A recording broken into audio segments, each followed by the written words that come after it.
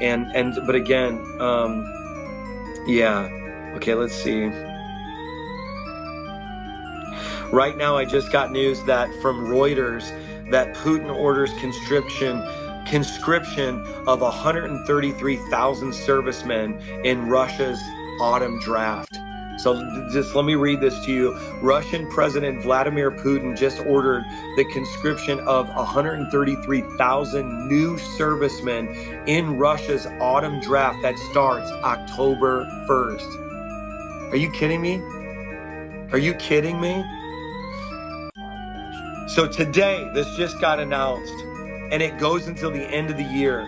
The decree published in Russian state-run newspaper calls to carry out the draft of citizens aged 18 to 30 years who are not in the reserve and are subject to conscription in accordance with federal law in the amount of 133,000 people. How old are you? 27. It's getting wild. Okay, in order to just come up with an answer for Mike Signorelli's dramatic Reuters news report that just came on October 1st, 2024, I went back and did a search of the conscription process of the Soviet Union. So I went back to this report from a year ago. This is September 29th, 2023. Let's go ahead and go through this Reuters report from 1 year ago. So I filmed this, so I'm going to have to wait along for this to play. I'll read it as it goes. Russian President Vladimir Putin delivers a speech during a concert dedicated to the 100th birth anniversary of Soviet and Russian post. What's that? Rasul Gamvatov at the State Kremlin Palace in Moscow. I think that's just a picture there. September 29th. 2023, Reuters. Russian President Vladimir Putin has signed a decree setting out the routine autumn conscription campaign, calling up 130,000 citizens for statutory military service. This is a normal process in Russia, especially caused by the war in Ukraine. Calling up 130,000 citizens for statutory military service. A document posted on the government website showed on Friday. Let's continue on. All men in Russia are required to do a year-long military service between the ages of 18 and 27 or equivalent training while in higher education.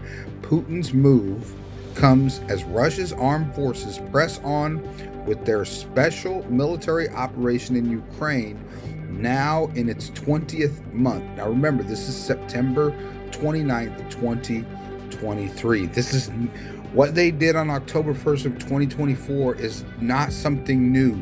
There's not some strange conspiracy linked to what's happening in Iran, in Israel and with Iran. The president, who signed an order in March, now remember this is 2023, so in March of 2023, he signed an order calling up 147,000 people for the spring campaign. So apparently there's a spring conscription and there's an autumn conscription every year, and it's been practiced in years gone by. He called up 147,000 people in the spring of 2023, said this month he was bracing for a long war in Ukraine. In July, Russia's lower house of parliament voted to raise the maximum age at which men can be conscripted to 30 from 27. The new legislation comes into effect on January 1st, 2024. The new legislation would be the raising of the age of conscription from 27 to 30. That's what came into effect. Last year, Russia announced a plan to boost its professional and conscripted combat personnel by more than 30% to 1.5 million, an ambitious task wait for it, made harder by its heavy but undisclosed casualties in Ukraine. Russia has not been doing well in Ukraine. Ukraine says it will not rest until every last Russian soldier is ejected from its land. The West says it wants to help Ukraine defeat Russia, an aim Kremlin officials say is an unrealistic pipe dream. The Reuters Daily Briefing newsletter provides all the news you need to start. Yeah, it's just doing it. Look, Mike Signorelli attempted a mass conflagration of madness during the recent Iranian missile attack on Israel. He's trying to link a bunch of unrelated events and make them all related. This conscription of soldiers is a normal spring and autumn thing that's conducted by Russia. Nothing out of the ordinary took place on October 1st when they called up 133,000. A man of God, a shepherd of God's sheep, should instill confidence and faith and security in God's people in the midst of crisis. Mike Signorelli operates by fear, and he prospers and is an opportunist on all types of global events. Mark and avoid a shepherd of this type.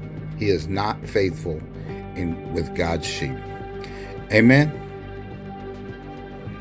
I think that the way that they dealt with that situation was tragic. There is going to be people who are negatively affected in their health as a result because they told them to evacuate too late. And that's what I'm saying. That's why I try to do this, because the reality is sometimes it's too late. Sometimes if you're waiting for the government, if you're waiting for, local authorities, you're gonna be too late. And there's even going to be people who watch this broadcast and in the midst of it say that this was fear mongering, that I was just trying to sell my book, that I was just trying to get subscribers, because they don't get it. But they're okay with you subscribing to celebrities. They're okay with you buying random other books. They're okay with you wasting your money at Starbucks. They're okay with you taking trips to Disney World. Oh, but heaven forbid you actually subscribe to something to help yourself. Heaven forbid you buy a book to help yourself. Heaven forbid, you know what I'm saying? And so people are always going to have a false narrative. Don't pay attention to it. Do you think visitors to the U.S. must go home?